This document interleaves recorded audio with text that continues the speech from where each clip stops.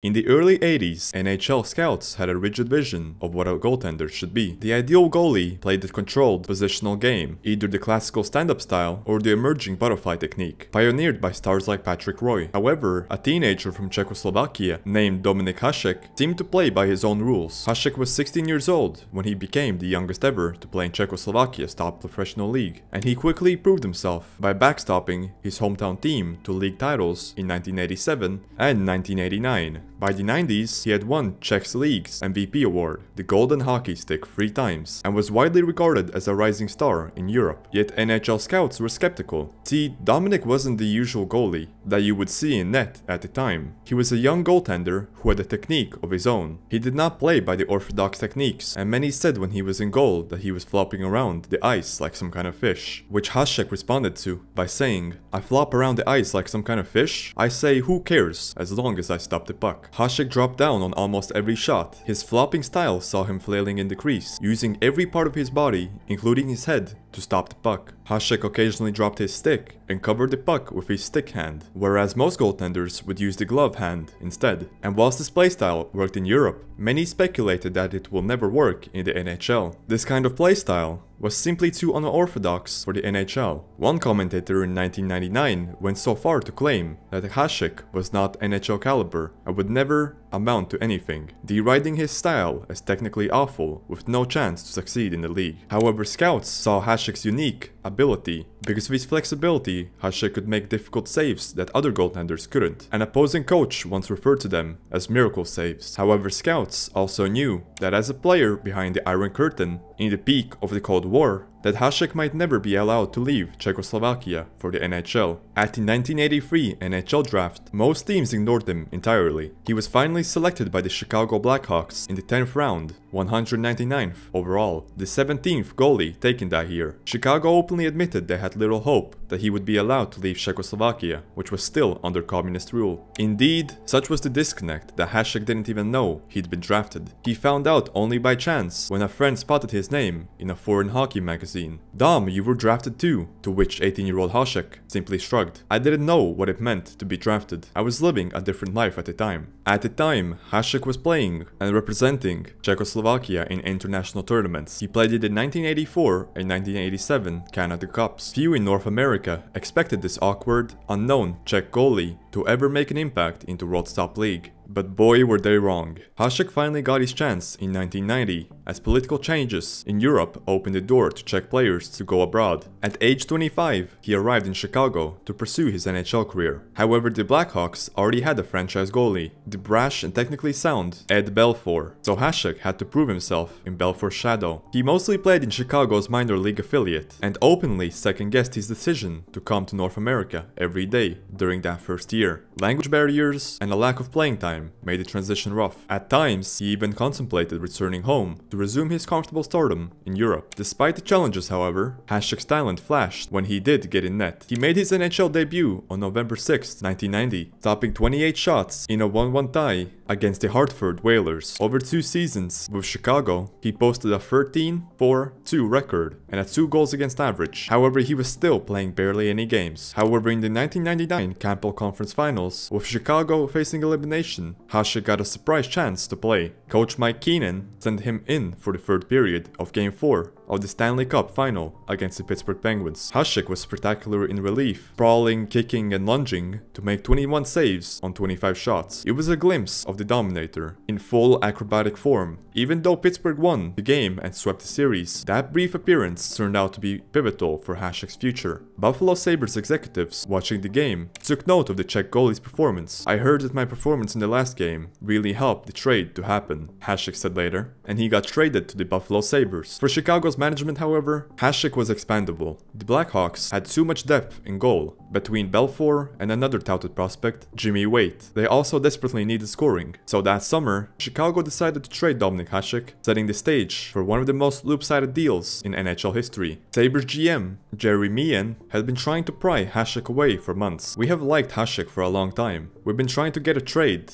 done since February or March," Meehan said. And on August 7th, 1999, the persistence paid off. Chicago sent Hašek to Buffalo in exchange for journeyman goalie Stefan Beauregard and a 4th round draft pick. And it would be a good deal for a goalie who would soon revolutionize the position. Mike Keenan, Chicago's coach and GM, acknowledged Hašek's ambitions as he departed. He feels strongly about his chances to be a #1 goalie. He's capable of being a #1. He can play 60 games or so, Keenan remarked, adding that Hašek had openly expressed his desire to start on a consistent basis. For Hašek, after years of waiting in the wings, this trade was exactly the opportunity he wanted. A chance to finally be the go-to goalie for an NHL team. In Buffalo, Hašek arrived as a relatively unknown backup, backing up yet another established veteran. The Sabres had just acquired Grant Furr, a future Hall of Fame goalie, so Hašek was initially the backup. Even Buffalo's head coach, John Muckler, wasn't sure what to make of Hašek's unusual style. This guy is a little unique, so just leave him alone, Muckler told goalie coach Mitch Korn at the start of the 1992-93 season, instructing Korn not to tinker with Hašek's technique. Korn took the message to heart and kept his distance, but soon Hašek's play forced the team to adjust their plans. In one early exhibition game, his free-form style left the coaching staff both amazed and concerned. Muckler changed his mind and urgently told Korn, don't leave him alone anymore. It was clear that Hašek had incredible ability, but he would need some refining to harness it in the NHL. Throughout the 1992-93 season, Hašek played sparingly behind Grant Furr and another veteran, Bob Essensa. In fact, Buffalo even left Hašek unprotected in the 1993 NHL expansion draft, making him available to be picked by new teams. He was passed over, a lucky break the Sabres would later account among the franchise's greatest fortunes. Hašek's turning point came early in 1993-94 season, when Grant Furr went down with a knee injury in November 1993. Buffalo had no choice but to put Dominik Hašek in net as the starter. What followed next was one of the most remarkable breakouts in hockey history. Hašek recorded back-to-back shutouts, immediately validating the Sabres' faith in him. That was the catalyst for all that, Korn said of those early shutouts kicking off Hašek's run. Once Hašek seized the Sabres' crease, he refused to give it up. Korn, now working closely with him, helped Dominik polish certain fundamentals without diluting his distinctive style. He was so smart, he knew exactly what was going to happen next, but he was too early, Korn observed, noting that Hašek initially lacked patience and would sometimes react before the play fully developed. The two worked on seemingly basic skills, skating, puck handling, even something as simple as learning to close his glove around the puck properly. Hašek was such an instinctual saver that the first time, he didn't really close his glove to catch pucks, instead relying on blocking them. With Korn's guidance, Hašek gradually put the 1000-piece jigsaw puzzle together. A brilliant but unconventional talent, learning when to use his technique and when to rely on raw instinct. Crucially, Korn never tried to override Dominik's style. Hašek later thanked his coach, saying, "I was lucky to have a coach who never really tried to change my style." By 1993, the improved Hašek had fully bloomed. The results spoke for themselves. Dominik Hašek finished the 1993-94 season with a stunning 1.95 goals against average, the first sub 2.00 GAA the NHL had seen in years. He piled up 7 shutouts and a .93 save percentage that year, carrying an average Sabres squad into the playoffs. Hašek's performance won him the first Vezina Trophy as the NHL's top goaltender in 1994. The once unknown backup had suddenly become a superstar. Buffalo fans, initially unsure what they had, were now flocking to see the Dominator in action. Hašek's acrobatic saves electrified the Buffalo Memorial Auditorium on a nightly basis. The Sabres, a team with few other stars at the time, rode their new goalie's heroics to victory after victory. As Buffalo's captain, Mike Peca later put it, describing Hašek's impact, "Dominik Hašek, nothing else needed to be said." By the mid-1990s, Dominik Hašek had developed a goaltending style that was as captivating as it was effective. Traditional goalie coaching preaches economy of movement, angle off the shot, drop into a butterfly, absorb the puck. Hašek threw that manual out the window. He used every part of his body, including his head, to stop the puck. If a puck was heading top corner, Hašek might fling up his leg to make a miraculous toe save. If a puck was loose in the crease, he might drop his stick and smother it with an empty hand. One signature move, however, which came to be known as the Hašek roll, saw him roll onto his back with pads stacked, sweeping his legs or arms to sweep away a sure goal. No one had seen anything quite like that. Even opposing coaches were amazed, often left shaking their heads. After one Hašek performance, Lightning coach Jacques Demers sighed, "We just played against the greatest goaltender in the world. We had great chances and we were stopped by the greatest goaltender in the world." Another coach joked that to score on Hašek, You'd take a cannon, put the puck in it, and fire it at him, because anything he can see, he'll stop. Hašek was extremely flexible, leading one humorous TV commercial to quip that he had a slinky for a spine. On breakaways, for example, Hašek might charge out and sliding poke check the puck off a shooter's stick, or sprawl face first to force the player around him. On reflex saves, he was second to none. His glove hand could flash out like lightning,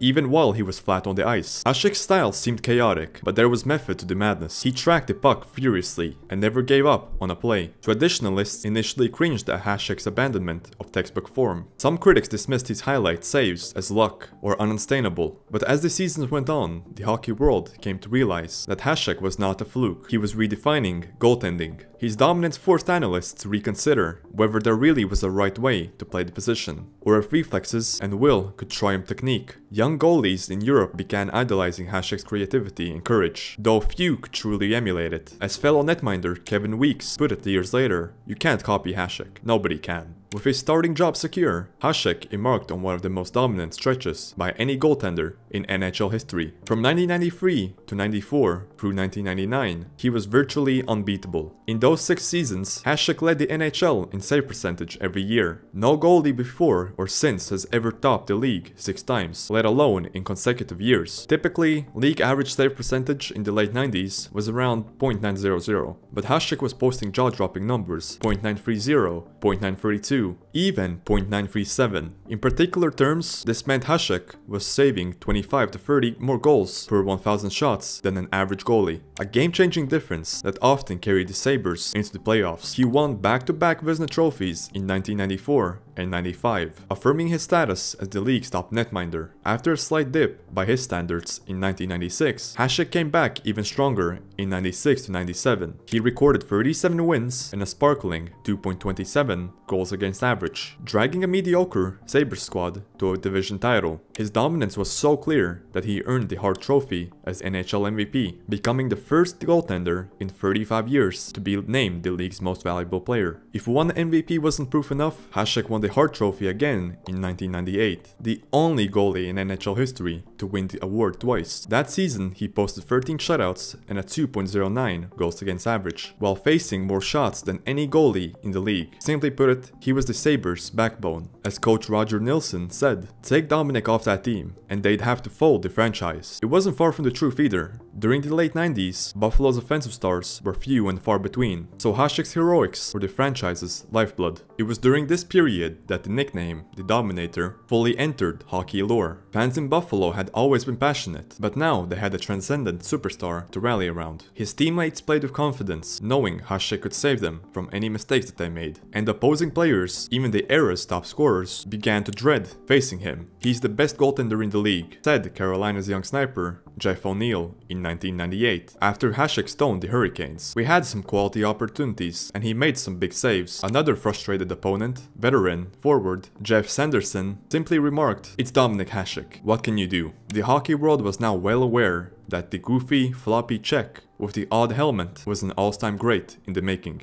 Hašek's crowning moment in the international stage came in 1998 at the Winter Olympics, the first Olympics where NHL players participated. Representing the Czech Republic, Hašek turned in a goaltending performance for the ages. In the semifinal against Canada, he dueled Hall of Famer Patrick Roy to a 1-1 draw through regulation and overtime, leading to a dramatic shootout. There, Hašek stopped all 5 Canadian shooters, including superstar Joe Sakic, and to this day, his 1998 run is remembered as one of the greatest goalie performances ever on the international stage. For Hašek, who had proven himself in the NHL, the Olympic triumph was extra special, imaginable. That spring of 1998, Hašek returned to Buffalo with even more aura, if that were possible. He continued to astonish. The Sabres advanced to the Eastern Conference Finals in 1998 and the following year in 1999, and Hašek carried Buffalo all the way to the Stanley Cup Final. It was an impossible run. Buffalo's top scorer, Miroslav Šatan, had only 66 points in the regular season, and few picked the Sabres to go deep. But Hašek was in peak form, compiling a playoff 1.77 goals against average and a .939 save percentage through 3 rounds. In the Cup Final, the Sabres met the powerhouse Dallas Stars. Hašek was brilliant in the tight, low-scoring series. In Game 6, a do-or-die triple overtime epic in Buffalo, Hašek dueled Ed Belfour, ironically his old Chicago teammate, save for save into the night. Finally, of the third overtime, Dallas's Brett Hull scored a controversial goal. His skate was in the goal crease that ultimately handed Dallas the Stanley Cup and ended Buffalo's dreams. That goal should not have counted. By the rules of the game of the time, a skate in the crease meant no goal, and to Sabres fans, it will forever be remarked as no goal. Hašek and his teammates were devastated. Perhaps the most bitter moment of Hašek's career, one writer called it. The Dominator had stopped 50 shots that night before Hull's winner. He would not get another chance at the Cup with Buffalo. Even so, 1999 brought Hašek another piece of hardware. He earned his third straight Vezina trophy, a small consolation for the heartbreak. By 2001, having given a decade of brilliance in Buffalo, the 36-year-old Hašek was at a crossroad. Nagging groin injuries, the only foe he never quite beat, had limited him at times, and he pondered retirement. Ultimately, his competitive fire won out. Hašek decided he had to chase the one accolade missing from his resume, a Stanley Cup. The Sabres, facing financial issues, agreed to part ways with the superstar, and in summer 2001, Buffalo traded Hašek to the Detroit Red Wings in a blockbuster deal. Hašek left Buffalo as the franchise leader in almost every goaltending category. 491 games, 234 wins, 55 shutouts, and an untouchable 2.22 goals against average over 9 seasons. More importantly, he left an incredible mark on the city. In Detroit, however, Dominik Hašek finally joined a team as talent-rich as his abilities deserved. The 2001 to 2002 Red Wings roster was filled with Hall of Famers Steve Yzerman, Nicholas Lidstrom, Brendan Shanahan, Brett Hull, Sergei Fedorov, and more, coached by the legendary Scotty Bowman. Even among such company, Hašek stood out. He was intensely focused on the one goal, to win the Stanley Cup. And that season, Hašek recorded 41 wins and 5 shutouts, helping Detroit finish with the NHL's best record. In the 2002 playoffs, he elevated his play yet again, with a 1.86 goals against average and a record 6 shutouts in the postseason, backstopping Detroit to the Stanley Cup Finals. There, the Red Wings defeated the Carolina Hurricanes in 5 games, and at long last, Dominik Hašek lifted the Stanley Cup. After 11 NHL seasons, the ultimate prize was his. In the aftermath, an exhausted Hašek took a victory lap around the ice, finally at peace as a champion. "It's what I came here for," he said, simply beaming with the cup in his hands. Hašek initially decided to retire after that 2002 Cup victory, ending on the highest note, but his retirement lasted barely a year. He found that his competitive drive hasn't subsided, and at age 38, he staged a comeback. After a short return to Detroit in 2003 to 2004, cut short by an injury and a conflict with teammate Curtis Joseph, Hašek sat on the 2004-2005 lockout year, then signed with the Ottawa Senators for 2005 to 2006. In Ottawa, he was brilliant once again, posting a 28-10-4 record, until a freak injury at the 2006 Olympics ended his season prematurely. The Senators, Stanley Cup favorites with Hašek, fell short without him. It was another reminder of how much the Dominator meant to any team he played for. Determined to end on his own terms, Hašek returned to Detroit yet again at age 41. He played 2 more seasons for the Red Wings, splitting duties in 2007 to 2008, but still contributing significantly. In the 2008 playoffs, 43-year-old Hašek started as Detroit's goalie, but yielded the net Chris Osgood after a couple of shaky games in the first round. And the Wings went on to win the 2008 Stanley Cup, giving Dominik his second championship ring. And after that victory, Hašek announced his retirement for the NHL the final time. He was 42 years old and left the game with 389 NHL wins, 81 shutouts, 2.20 career GAA, and a .922 save percentage. Those numbers are made even more extraordinary by the era he played in. Much of Hašek's prime was during the high-scoring 1990s, making his achievements even more impressive. In 2014, Dominik Hašek received the ultimate career coda, introduction into the Hall of Fame, in his first year of eligibility. By then, there was no debate that he belonged among the hockey's greatest of all times. 6 Vezina trophies, 2 Hart trophies, 2 Stanley Cups, an Olympic gold medal, and countless of jaw-dropping moments. Hašek's resume spoke for itself. He was the greatest goalie of all time. Nobody made more of a difference every night than the Dominator himself. Against all the odds, with a style of his own, Dominik Hašek had indeed dominated. The scouts who once dismissed him watched him redefine goaltending, one astonishing save at a time. The Dominator had the last laugh.